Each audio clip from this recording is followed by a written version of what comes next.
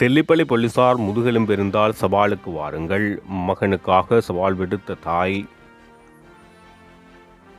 மணல் காணப்படும் இடங்களை அடையாளப்படுத்தும் நோக்குடன் உத்தியோகத்தர்கள் கள விஜயம். பிள்ளையானின் நெருங்கிய சகாக்கள் தலைமறைவு, சிறைக்குள் ஆபத்தா? அமைச்சர் லால்காந்தவுக்கு எதிராக முறைப்பாடு. ஈஸ்டர் குண்டு தாக்குதலில் இராணுவ புலனாய்வு பிரிவு செய்த சதி, பயங்கர தகவல்கள் அம்பலம்.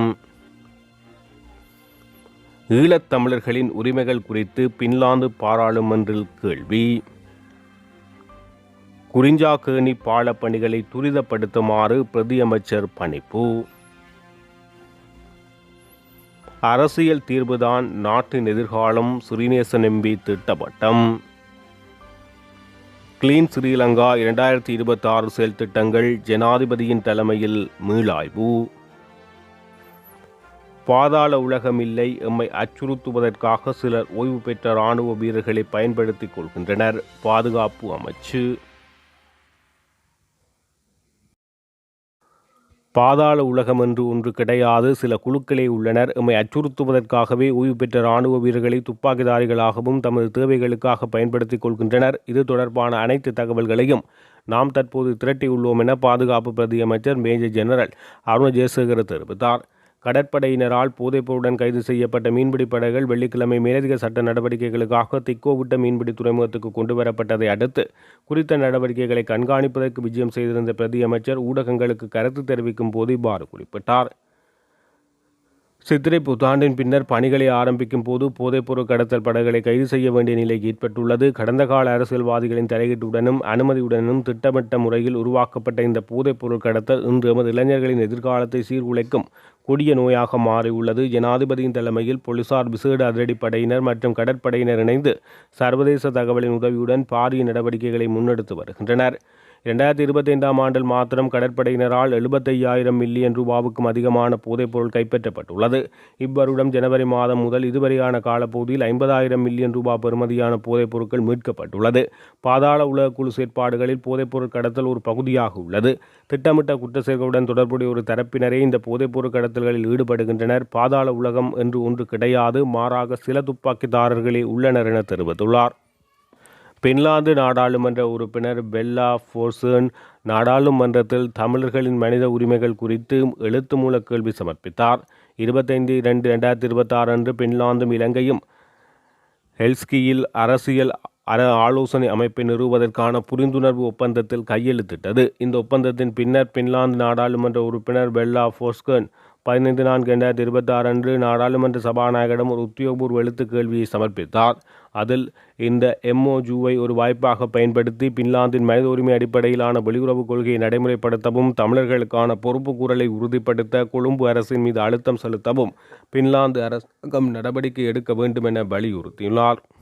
1948 முதல் ஈழத்தமிழர்களின் சுயநிர்ணய உரிமையை இலங்கை அரசு மறுத்து வருகிறது என்றும், பின்லாந்து மற்றும் ஐரோப்பிய ஒன்றியம் பின்லாந்தின் மனித உரிமைகள் பேரவை காலத்தில் ஆதரித்த UNHRC தீர்மானம் 51 உட்பட சர்வதேச சமூகத்துடன் ஒத்துழைக்க இலங்கை அரசு தொடர்ந்து மறுத்து வருகிறது என குறிப்பிட்டுள்ளார். விவசாய, கால்நடை, காணி மற்றும் நீர்ப்பாசன அமைச்சர் லால்காந்தவின் சொத்துக்கள் மற்றும் பொறுப்புகள் குறித்து விசாரணைகள் நடத்துமாறு கோரி லஞ்ச அல்லது ஊழல் குற்றச்சாட்டுக்களை விசாரணை செய்யும் ஆணைக்குழுவில் முறைப்பாடு ஒன்று அளிக்கப்பட்டுள்ளது. வைத்திய மற்றும் சிவில் உரிமைகளுக்கான வைத்திய சங்கங்களின் கூட்டமைப்பில் தலைவர் வைத்திய சமல் சஞ்சீவவினால் இன்று இந்த முறைப்பாடு பதிவு செய்யப்பட்டுள்ளது. அமைச்சர் ஹேரி லால்காந்து 2024 ஆண்டு 2025 ஆண்டுகளுக்கு அமைவாக கடந்த ஆண்டு டிசம்பர் 26 சமர்ப்பித்த சொத்து விபர அறிக்கை தற்போது சமூக வலைத்தளங்களில் பேசுபொருளாகியுள்ளது. தனக்கு 6.7 கோடி ரூபாவுக்கு அதிக பெறுமதியுடைய அசையா சொத்துக்கள் உள்ளதாக அமைச்சர் தனது சொத்து விபர அறிக்கையில் குறிப்பிட்டுள்ளமையும், ஆனால் சில வருடங்களுக்கு முன்னர் தனது செலவுகளை கூட ஈடுகட்டுவது கடினம் என அவர் தெரிவித்திருந்த கருத்தையும் கருத்தில் கொண்டு இந்த முறைப்பாடு சமர்ப்பிக்கப்பட்டுள்ளதாக தெரிவிக்கப்பட்டுள்ளது. மட்டக்களப்பு காந்தி பூங்காவில் நேற்றைய தினம் தமிழ் மக்கள் விடுதலை புலிகள் கட்சியின் தலைவர் பிள்ளையானை சாதாரண சிறைக்கு மாற்றுமாறு கோரி போராட்டம் முன்னெடுக்கப்பட்டது. இந்த நிலையில் பிள்ளையானுக்கு ஆதரவாக இடம்பெற்ற போராட்டத்தில் அவருக்கு நெருங்கிய பல ஆதரவாளர்கள் தலைமறைவாகியுள்ளதாக தெரிவிக்கப்படுகிறது. குறிப்பாக அதனுடைய பொதுச் செயலாளர் மற்றும் பிரதி தலைவர் என பலரும் அந்த போராட்டத்தில் கலந்து கொள்ளவில்லை என்பதை அவதானிக்கக்கூடியதாக உள்ளதாக தெரிவிக்கப்பட்டுள்ளது. மாறாக அந்த போராட்டத்தில் பிள்ளையானின் உறவினர்கள் மற்றும் அவரின் உடன்பிறப்புகள் மட்டுமே கலந்து கொண்டிருந்தனர். ஏன் பிள்ளையானுக்கு ஆதரவான இந்த போராட்டத்தில் பல முக்கியஸ்தர்கள் தலைமறைவாகியமை இங்கு பலத்த சந்தேகத்தை ஏற்படுத்தியுள்ளது. அது மட்டுமன்றி அவரது பல முக்கியஸ்தர்கள் மீது வழக்குகளும் போலீஸ் முறைப்பாடுகளும் நிலுவையில் உள்ளதனால் இந்த போராட்டத்தில் கலந்து கொள்வது என்பது சிக்கலை ஏற்படுத்தும் என தெரிவிக்கப்பட்டுள்ளது.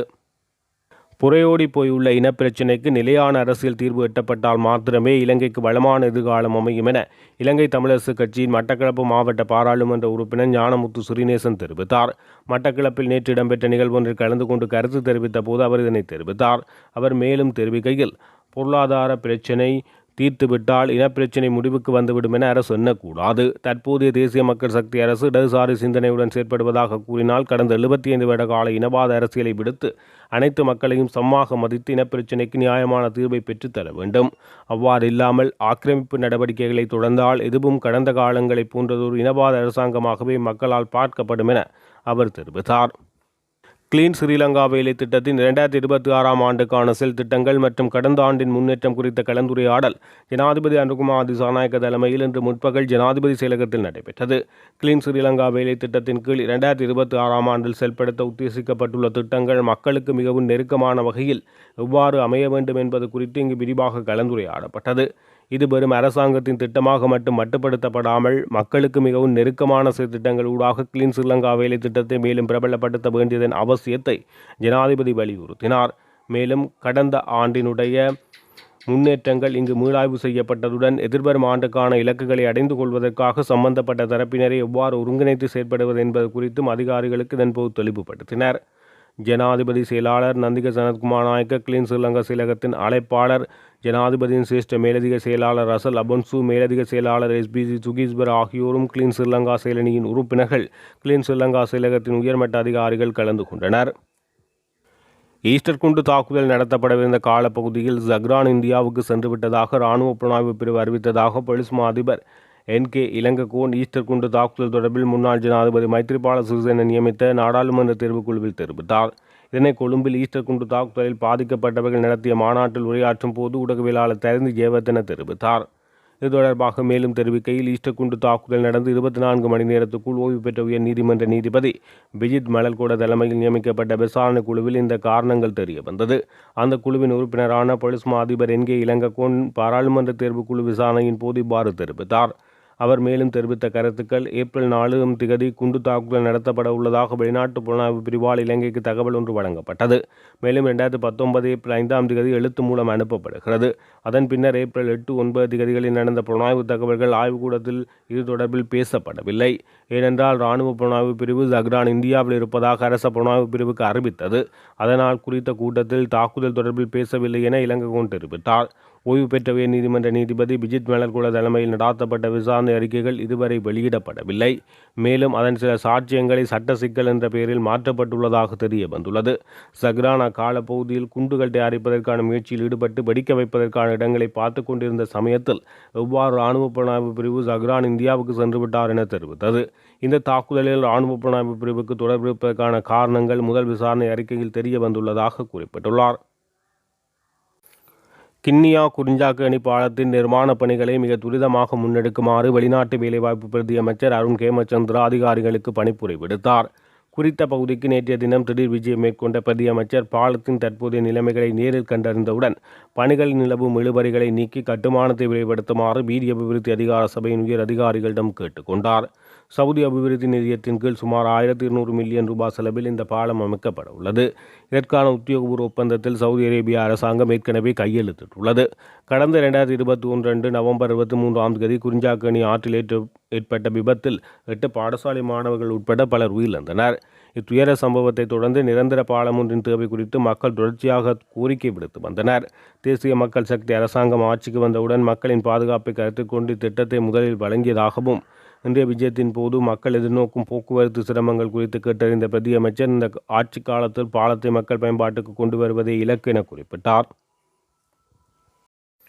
கடந்த 10/4/2026 அன்று வடமாகாண ஆளுநர் தலைமையில் கிளிநொச்சி மாவட்ட செயலகத்தில் நடைபெற்ற கலந்துரையாடலில் கிளிநொச்சியிலிருந்து புதிய பொறிமுறை ஊடாக 1 மாத காலத்தினுள் மணல் விநியோகத்தை ஆரம்பித்தல் மற்றும் மணலின் விலையை அரைவாசியாக குறைத்தல் உள்ளிட்ட பல்வேறு முக்கிய தீர்மானங்கள் எடுக்கப்பட்டுள்ளது. அதற்கமைய நேற்றைய தினம் களவிஜயம் மேற்கொள்ளப்பட்டது. இரணைமடுக்குள கனகராஜன் ஆற்றுப்பகுதிகள் களவிஜயத்தின் போது பார்வையிடப்பட்டது.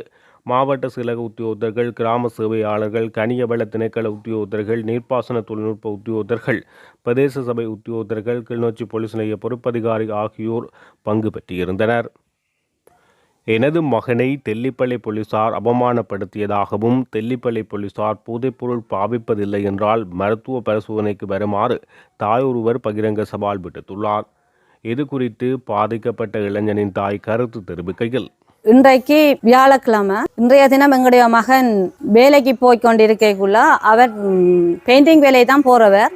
போய்கொண்டு இருக்கைக்குள்ள தெல்லிப்பள போலீஸ் ரபிக் அவர்கள் இவரை மறைச்சிருக்கணும். அப்போ இவர் தான் ஏதாச்சும் ஓவர்டேக் பண்ணிட்டனோன்னு தெரியாமல் இவர் என்ன செய்திருக்கிறார், ரபிக் மறைச்சா நிற்கத்தானே வேணுமென்ட்டு இவர் நின்றுருக்கிறார். மகன் நின்ற இடத்துல ரபிக் வந்து சொல்லியிருக்கணும், நீங்கள் ஏதோ பாவிச்சிருக்கிறீங்களான்னு சொல்லி. அப்போ அவர் சொன்னவரா, நான் வேலைக்கு தான் போகிறேன், நான் எதுவுமே பாவிக்கிறதும் இல்லை, இன்றைக்கும் பாவிக்கலை, இந்த வாழ்க்கையில் நான் பாவிக்கிறேன்னு சொல்ல இவ இல்லை, நீ பாவிச்சு இருக்கிறான்னு சொல்லி இவரை உடனடியாக தெல்லிப்பள போலீஸ் ஸ்டேஷனுக்கு ஏற்றி கொண்டு போய் அங்கே பிள்ளைன்ற மோட்டர் சைக்கிள் எல்லாத்தையும் பறித்து விட்டுட்டு அதுக்கு பிறகு பிள்ளைய ஜீப்பில் ஏற்றி கொண்டு போய் தெல்லிப்பள டாக்டர்கிட்ட கொடுத்துருக்கணும். அப்போ டாக்டர் அதை செக்அப் பண்ணி போட்டு டாக்டர் சொல்லியிருக்கிறார் இவர் பாவிக்கலைன்னு சொல்லி. பிள்ளை வெளியால் வந்து இருக்குது, வெளியால் வர சொல்லிச்சினம்மா நீ சாராயம் குடிச்சனின்னு சொல்லி. அவன் சொன்னானா, நான் சாராயமே இன்று மட்டும் நாங்கள் குடித்தது எனக்கு அதை என்னென்னு தெரியான்னு சொல்லி பேருந்து ஜீப்பில் ஏற்றி கொண்டு வந்து தெல்லிப்பள போலீஸ் ஸ்டேஷனில் விட்டு இருக்கணும். விட்டால் அதுக்கு பிறகுதான் எனக்கு ஃபோன் பண்ணி சொல்லி இருக்குது, அம்மா என்ன போலீஸ் பிடிச்சதுன்னு சொல்லி. அப்போ நான் என்னத்துக்கு பிடிச்சது எதுக்கு பிடிச்சதுன்னு சொல்லி உண்மையாக எனக்கு தெரியவே இல்லை. அதுக்கு பிறகு நான் அங்கே ஃபோன் அடிக்கிறேன், இங்கே ஃபோன் அடிக்கிறேன், நான் என்ன செய்கிறேன்னு சொல்லி எனக்கு உண்மையாகவே தெரியாமல் போட்டுது. சரி, நான் 3ஆம் தடவை ஃபோன் எடுக்க பிள்ளை ஃபோன் ஆன்சர் இல்லை. 12:30 இருக்கும். இன்றைக்கு தான் ஃபோன் பண்ணி நான் திருப்பி கேட்குறேன், எங்கே தம்பி நிற்கிறீங்கன்னு கேட்க, அம்மா நான் திருப்பி விட்டுட்டாங்க, நான் வேலையில் வந்து வேலை செய்தோன்னு நிற்கிறேன்னு சொல்லி. என்னத்துக்கு நான் இந்த கதை உங்களுக்குன்னு சொல்கிறேன்னு சொன்னால், உண்மையாகவே இலங்கையில் இருக்கிற ரபிக்கோ சரி எந்த போலீஸோ சரி உண்மையான சட்டத்துக்கு மாறாகத்தான் இந்த செயல்பாடுகள் நடக்குது. அரசாங்கத்தால் எதுவுமே எங்களுக்கு இன்றைக்கு 40 வயசு வந்துட்டு, அவர் 19 வயசு மகனுக்கு, எங்களோட மனுஷனுக்கு 46 வயசு, எதுவுமே எங்களுக்கு கிடைக்க போகிறதும் இல்லை, கிடைச்சதும் இல்லை. அப்போ நாங்களாம் வீடு கட்டினாங்க, நாங்கள்லாம் லோன் எடுத்து கட்டினாங்க. அப்போ இவருக்கு நான் 18 வயசு முடிய சொன்னேன்னா, நாங்கள் மேலதிகமாக இவர் படிக்க போகையில் இவருக்கு நான் சொன்னேன், நான் தம்பி எங்களுக்கு இவ்வளோ கஷ்டம் இருக்குதாடா, நீங்கள் முளைச்சா தான் நம்ம லோனெல்லாம் கட்டலாம்னு சொல்லி நாங்கள் லோனுக்காக இந்த பிள்ளை ஒவ்வொரு நாளும் வேலைக்கு போவான், ஒவ்வொரு நாளும் போவான் வேலைக்கு. 10 மணி, சில நேரம் 11 மணி, சில நேரம் 12 மணி செல்லும். அப்போ நான் அடிக்கடி ஃபோன் எடுப்பேன், எங்கே நிற்கிறீங்களாம்பி எங்கே நிற்கிறீங்களாண்டா, அம்மா வேலை முடியலை, வேலைக்குள்ளே கவனமாவா, வேலைக்குள்ளே இந்த ரோட்டால் வர வேண்டாம், அந்த ரோட்டால் வாங்கன்னு சொல்லி நான் 12 மணி மட்டும் முழிப்பிருந்து சொல்கிற தாய் பிள்ளை கஞ்சா பாவிச்சிருக்கும் வேறு புறான்ஸலோட சேருமான்னு சொல்லி நான் மட்டுமே அவரை நான் அடையாளப்படுத்தவும் இல்லை, எங்களோட மனசில் கூட நாங்கள் இணைச்சி பார்க்கவும் இல்லை. இந்த ரபிக்காரர் உண்மையாகவே என்ன செய்திருக்க வேணும், பிடிச்சி போட்டு எனக்கு ஃபோன் பண்ணியிருக்கோம், பிள்ளைன்ற ஃபோனில் இருந்து அவை சரி ஃபோன் எடுத்து உங்களோட மகனை பிடிச்சி வச்சிருக்கிறோம் அம்மா நீங்கள் வாங்க வேண்டும். பிள்ளைக்கு 30 வயசு இல்லை, பிள்ளை 19 வயசு, வீட்டு கஷ்டத்துக்காக வேலைக்கு போகிறான். போவைக்குள்ள இவங்களை என்ன செய்ய வேணும், அம்மாவுக்கு ஃபோன் அடிக்கிறா இல்லாட்டி அப்பாவுக்கு ஃபோன் அடி, இந்த பெரியாக்களாரும் இங்கே வேற வேணுமாண்டா.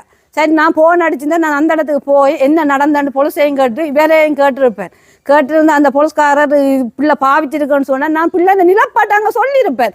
பிள்ளை நித்தியார ஒளிம்பினாதான் என்னோட தேத்தனி வாங்கி குடித்தாது, பான் சாப்பிட்டவர் இன்றைக்கு பானும் டீயும் தான் குடித்தவர், அதை எல்லாத்தையும் குடிச்சு போட்டு இவர் போய் கொண்டு இருக்கக்குள்ள நீங்கள் பிடிச்சால் அந்த பிள்ளைக்கு எங்கே கஞ்சா கிடந்தது. உங்களுக்கு அரசாங்கம் சொல்லி இருக்கலாம், கஞ்சா பிடிச்சவன் தூக்கி போடன்னு சொன்னால் விற்கிறவன் தூக்கி போடுங்க. அவன் விற்கிறவன் எங்கே இருக்கிறான், வீட்டை வந்து பார்த்தா தெரியும். நாங்கள் 5 மாடி 6 மாடிலையே நாங்கள் இருக்கிறோம். நாங்கள் சாதாரண மனிதன் மாதிரி ஒரு 4 பேர் முளைச்சு கட்டின வீட்டுக்கு கடனை கட்ட போன பிள்ளைய கஞ்சாதுன்னு சொல்லி என்ன நீங்கள் ரோட்டில் போடுவீங்க? 4 பேர் இந்த பிள்ளைய பிடிச்சிருந்தா இந்த பிள்ளையோட நாளைக்கு இன்னும் தான் சேர்ந்து திரிவானே. வேலைக்கார முதலாளி கூட்டிக்கொண்டு போவார். வேலையில் ஒரு 50 பேர் வேலை செய்யக்குள்ளவன் கஞ்சா பாவிச்சவன் அது பாவிச்சவன் சொல்லி அந்த முதலாளிவன் நாளை வேலையை கூட்டிக்கொண்டு போகாமல் விட்டால் ரபிக்கு ரோட்டில் நிற்கிறவனுக்கு காசு வாங்குவான். அவனுக்கு அரசாங்கம் காசு போடும் அக்கௌண்ட்டுக்கு. அவர் தந்த வேலையை தான் பார்த்துக்கொண்டு தான் போகிறாரு. உண்மையாக தெல்லிப்பளை பொலிசு உங்களுக்கு உண்மையாக முதுகெலும்பு இருந்தால் நீங்கள் தெல்லிப்பளை ஹாஸ்பிட்டலுக்கு வாங்கோ. நீங்கள் போத வசதி நீங்கள் பாவிக்கலை என்று உறுதிப்படுத்தினால் நாங்கள் அதுக்கு பிறகு எங்களோட பிள்ளையால உங்களோட கையில் தாரோம். இதுக்கு நீங்கள் முதுகெலும்பு இருந்தால் நீங்கள் தெல்லிப்பளை பொலிசில் இருக்கிறார்கள் எல்லாரும் நீங்கள் இந்த சவாலுக்கு முதல் வாங்கோ.